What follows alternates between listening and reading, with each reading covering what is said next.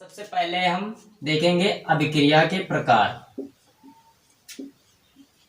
अभिक्रिया के प्रकार,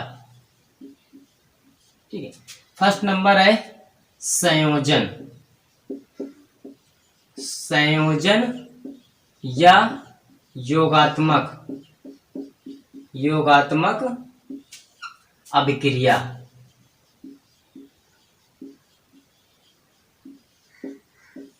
ठीक है, संयोजन या योगात्मक अभिक्रिया होती क्या है? तो सबसे पहले देखिए, संयोजन शब्द है। संयोजन का मतलब जोड़ के, यानी क्या ऐसी अभिक्रिया जिसमें क्या होता है, जोड़ा जाता है अभिकारक को। ठीक है, देखिए इसकी परिभाषा क्या होती है। देखिए, दो या दो से अधिक पदार्थों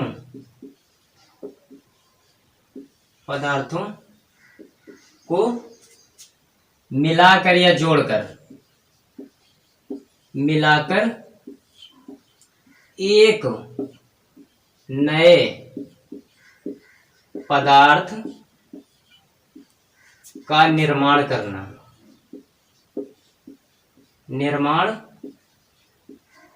करना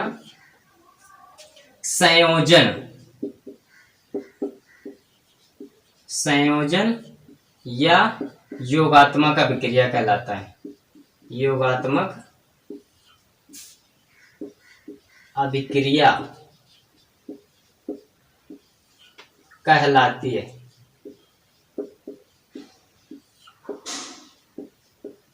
ठीक है, क्या होता है संयोजन अभिक्रिया? संयोजन अभिक्रिया में दो या दो से अधिक पदार्थों को जोड़ के सिर्फ एक नया पदार्थ बनाया जाता है, तो क्या कहलाती है वो अभिक्रिया? संयोजन अभिक्रिया कहलाती है। अब देखिए उदाहरण देखते हैं। एग्जाम्पल में हम मान लेते हैं कोई पदार्थ की अभिक्रिया हम जल के साथ कराते हैं। ये क्या है? जल। H2O क्या है? जल। ठीक है, कैल्शियम ऑक्साइड जब जल के साथ अभिक्रिया करता है तो बनाता है CaOH का होल ट्वाइस। ठीक है, इसे हम बोलते हैं कैल्शियम हाइड्रोक्साइड। Calcium hydroxide. ठीक है, अब देखिए यहाँ पे दो पदार्थ मिलके अभिक्रिया करते हैं और एक नया पदार्थ बनाते हैं, यानी कि ये अभिक्रिया क्या है? ये संयोजन या योगात्मक अभिक्रिया का एक उदाहरण है। संयोजन या योगात्मक अभिक्रिया का एक उदाहरण है। अब देखिए यहाँ पे बहुत से लोगों को डाउट ये होता है कि ये OH का होल ट्वाइस है, इसका मतलब क्या होता है? यहाँ पे H में 2 लगा था, यहाँ पे होल 2 लगा है। ठीक है, अब देखिए ये चीजें जानना बहुत जरूरी है। जब तक आपको अभिक्रिया को बैलेंस करना नहीं आता तब तक आप अभिक्रिया बना नहीं सकते। ठीक है, सबसे पहले अगर अभिक्रिया बैलेंस नहीं ना तो वो आपकी अभिक्रिया सही नहीं मानी जाती। तो देखिए बैलेंस होती कैसे? अब यहाँ पे देखो, ये जो है Ca है या O है या H है या O है, ये क्या है? तत्व है। और ये जैसे 2 लगा है तो ये क्या है? अणु को बताता है, यानी कि जो हाइड्रोजन होता है उसके कितने अणु हैं? 2 अणु हैं। अब जैसे यहाँ पे ऑक्सीजन है, यहाँ पे ऑक्सीजन है, तो ये ऑक्सीजन का एक अणु है, ये ऑक्सीजन का एक अणु है। ये कैल्शियम है, इसका एक अणु है। ठीक है, कैल्शियम का एक अणु, ऑक्सीजन का एक अणु। जब जल के हाइड्रोजन के 2 अणु और ऑक्सीजन के एक अणु के साथ अभिक्रिया कराते हैं तब बनाते हैं CaOH का होल ट्वाइस। अब देखिए यहाँ पे होल ट्वाइस है तो मैं आपको ये बताने जा रहा हूँ कि ये ऐसा क्यों है। सबसे पहले देखिए यहाँ पे Ca केवल एक है, यानी कि Ca का सिर्फ एक अणु है, तो यहाँ पे Ca का सिर्फ एक अणु है। ठीक है, और ऑक्सीजन की बात करें तो ये एक ऑक्सीजन है, ये एक ऑक्सीजन है। ठीक है, अब देखिए ये OH का होल ट्वाइस है, यानी कि ये जो कोष्ठ है इसके अंदर जो भी चीजें लिखी हैं उनके कितने अणु हैं? 2 अणु हैं। यानी कि ये 2 लगा है तो इसका मतलब ऑक्सीजन के भी 2 अणु हैं और हाइड्रोजन के 2 अणु हैं। तो देखिए यहाँ पे हाइड्रोजन के ऑलरेडी 2 अणु थे तो इधर हमने 2 अणु लिख दिए। अब ऑक्सीजन का एक अणु कैल्शियम के साथ था और एक अणु हाइड्रोजन के साथ था, ये दोनों मिल गए तब बना O का 2, यानी कि OH का होल ट्वाइस। तो अभिक्रिया को बैलेंस करना बहुत ही ज्यादा जरूरी होता है। चलो एक उदाहरण और देखते हैं, ठीक है। और सबसे पहली बात मैं बता दूं, ये जो CaO है ना, इसको बोलते हैं बिना बुझा चूना, ठीक है। ये बिना बुझा हुआ चूना होता है। और ये जो CaOH का वोल्टेज बनता है, इसको हम बोलते हैं बुझा हुआ चूना, बुझा हुआ चूना, ठीक है।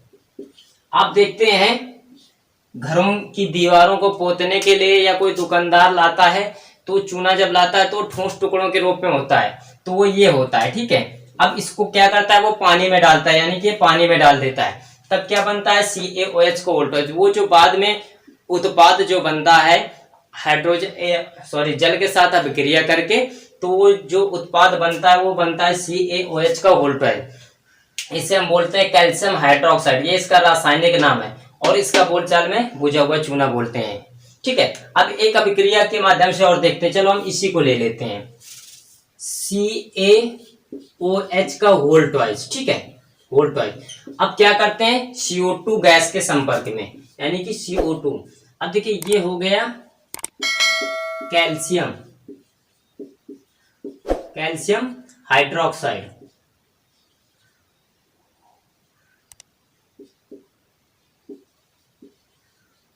हाइड्रोक्साइड, ठीक है। अब इसको बोलते हैं कार्बन डाई ऑक्साइड। देखिए जब कैल्शियम हाइड्रोक्साइड कार्बन डाइऑक्साइड के संपर्क में आता है तो बनाता है CO3 और प्लस H2O, ठीक है। अब CaCO3 होता है कैल्शियम कार्बोनेट। क्या होता है, कैल्शियम कार्बोनेट, कैल्शियम कार्बोनेट, और ये बन जाता है जल, ठीक है। अब देखिए जब हम मान लेते हैं दीवार पोतने के लिए हम मार्केट से चूना खरीद के लाते हैं, फिर क्या करते हैं, हम उसे पानी में डाल देते हैं। पानी में डालने के बाद जो घोल बनता है, यानी कि जो उत्पाद बनता है, वो बनता है CaOH का वोल्टेज। अब CaOH को वोल्टेज जो बनता है, उसको हम जब दीवार में पोतते हैं तो वो आता है कार्बन डाइऑक्साइड के संपर्क में, यानी कि CO2 के संपर्क में आता है।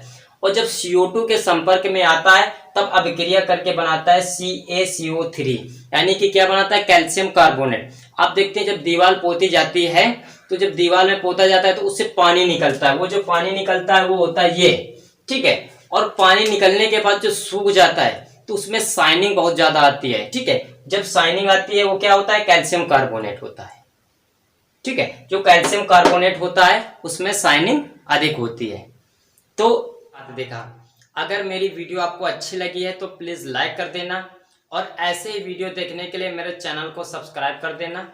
और हाँ, इसका ये केमिस्ट्री के जो फर्स्ट चैप्टर, इसका ये 3rd पार्ट है। अगर फर्स्ट और सेकंड आप देखना चाहते हैं तो डिस्क्रिप्शन बॉक्स में जाके देख सकते हैं, वहां पे मैंने फर्स्ट और सेकंड पार्ट में मैंने बताया है कण के बारे में, अणु क्या होता है, परमाणु क्या होता है, एक परमाणु में इलेक्ट्रॉन प्रोटॉन न्यूट्रॉन कहाँ पे स्थित होते हैं, ठीक है। और मैंने बताया है उत्प्रेरक क्या है, उत्पाद क्या है, और मैंने बताया रासायनिक समीकरण के बारे में, अभिक्रियाओं के बारे में, इन सारी चीजों के बारे में मैं बता चुका हूं।